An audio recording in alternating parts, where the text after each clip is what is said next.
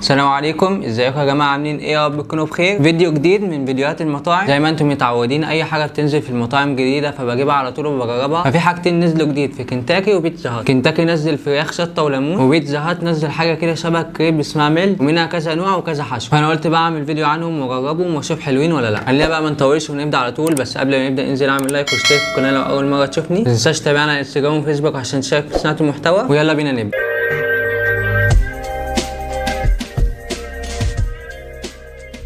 طيب تعالوا بقى نبدا اول حاجه بميلت. زي ما قلت لكم بيتزا هات منزل حاجه جديده اسمها ميلت، جبت نوعين منهم. تقريبا كده حاجه عامله زي المثلث كده شبه كريب، بس العجينه مختلفه وطبعا الحشو مختلف في كل واحد. اول نوع الحشو عباره عن فراخ ومشروم وخضار وجبنه موتزاريلا، والنوع الثاني اسمه ميت لافرز عباره عن لحمه وبيبروني وجبنه موتزاريلا وخضار برضه. نفتح كده واحد منهم. طيب تقريبا ده اللحمه، فتعالوا نبدا بيه. نفتح كده البوكس. هنا بقى عباره عن قطعتين ميلت، حاجه كده شبه كريب بس العجينه مختلفه. طيب ده شكله اهو شبه كريب، بس الاكتر بقى العجينه لما انا ببص كده على شكلها بحس ان هي حواوشي اسكندراني، شبه العجينه اللي هي بتاعت الحواوشي الاسكندراني بالظبط. فمش عارف بقى تطلع نفس الطعم ولا لا. وزي ما قلت لكم السعر 79 جنيه. نفتح بقى الميلتس كده نشوف الحشو من جوه. طيب هنا الحشو بقى عباره عن لحمه وبيبروني وجبنه موتزاريلا وشويه خضار كده قليلين، بس واضح يعني ان الحشو مش كتير بالنسبه للسندوتش، فربنا يستر. لاندو بقى بسم الله.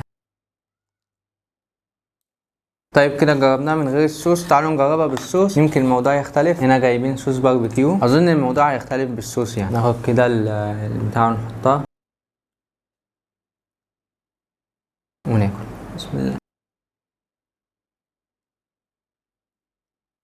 زي ما قلت لكم بقى العجينه هنا شبه الحواوشي الاسكندراني في الشكل، بس الطعم مختلف. يعني ما دقتش حاجه زيها قبل كده، والطعم هنا غالب عليه حبه البركه فمديها طعم حلو. وبالنسبه بقى للحشو كواليتي حلوه، يعني كواليتي اللحمه والبيبروني والخضار والجبنه كواليتي حلو، بس حاسس ان زي ما قلت لكم ان الحشو قليل في السندوتش، فكنت محتاج يزيد اكتر من كده عشان يعني الوزن النسبه بين اللحمه والعجين او الحشو عامه والعجين. وبرده صوص الباربيكيو لايق كده على حشو اللحمه فده طعم يعني حلو، بس انا حاسس يعني ان الفراخ هتبقى احسن، يعني عندي احساس كده. فلو اقيمها بالارقام هديها 7 من 10. تعال نشوف بقى اللي بالفراخ. تعال نشوف بقى ميلتس اللي بالفراخ. برضو نفتح كده، هي برضو تقريبا نفس الشكل بالظبط، نفس المثلث ده، بس طبعا مع اختلاف الحشو. نفتح بقى كده عشان نشوف الحشو من جوه. طيب هنا بقى الحشو عباره عن فراخ ومشروم وجبنه موتزاريلا وخضار فلفل وطماطم، وتقريبا محطوط صوص سبايسي كده بس على خفيف يعني. خلينا ندوق بقى بسم الله.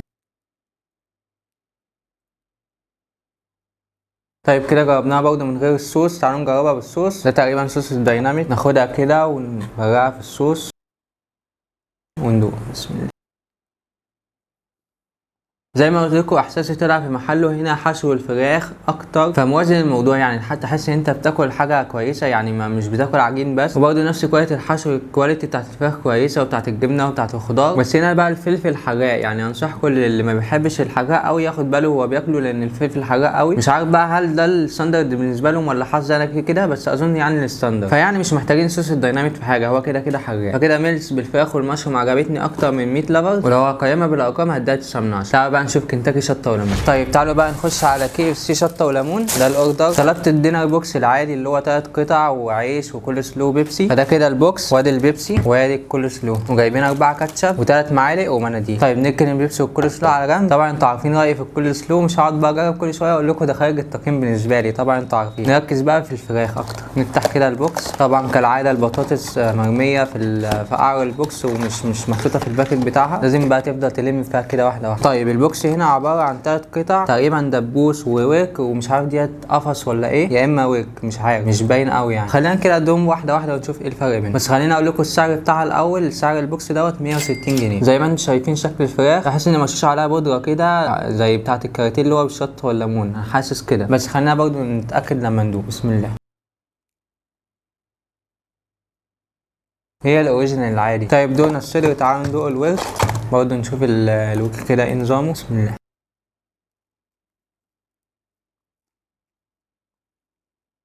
الورك اطعم شويه من الصدر، بس هنا تحس التتبيله جوه اكتر من الصدر، يعني هنا تحس ان في سبايسي جواه، بس الصدر ما حسيتش كده. يعني في الصدر انا قلت ان الفراخ اوريجينال ورشينا عليها بودره الشطه والليمون ديت، بس في الورك الفراخ سبايسي، يعني السبايسي داخل جوه وبرده مرشوش عليها الشطه والليمون، فهنا برده في فرق. تعالوا نجرب برده الدبوس اوريجينال. حاجه غريبه.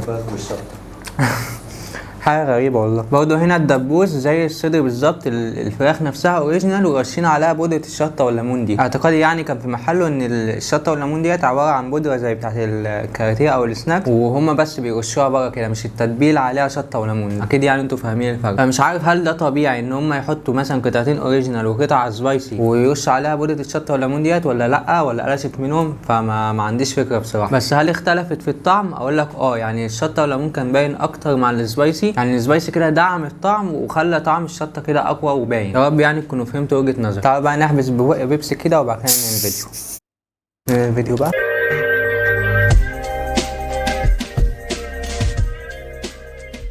طيب في الاخر بقى انا اتبسطت بالتجربه. اكتر حاجه عجبتني في الموضوع ده كله ميلتس اللي هي بالفراخ والمشروم، بصراحه كان طعمها حلو والحشو فيها كان حلو، فبصراحه اتبسطت بيها. وميلتس اللي هي ميت لافرز ما كانش الحشو كتير، فما استمتعتش يعني بالطعم قوي، ما حسيتش اللي هي فيها كميه لحمه كتير ان هم يقولوا عليها يعني ميت لافرز. اما بقى بالنسبه لكنتاكي بالشطه والليمون، بصراحه حاسسها يعني ايه، افتكاسه. يعني انت ممكن تجيب اي دينر بوكس سبايسي او اوريجينال وتجيب مثلا كيس شيتوس وتفرمه وترش عليه، حرفيا هو ده الموضوع. وبس كده. يا رب بقى يكون عجبكم الفيديو. لو عجبك الفيديو انزل اعمل لايك واشترك في القناه لو اول مره تشوفني. ما تنساش تتابعنا على انستجرام وفيسبوك عشان تشارك في صناعه المحتوى. وبس كده، سلام.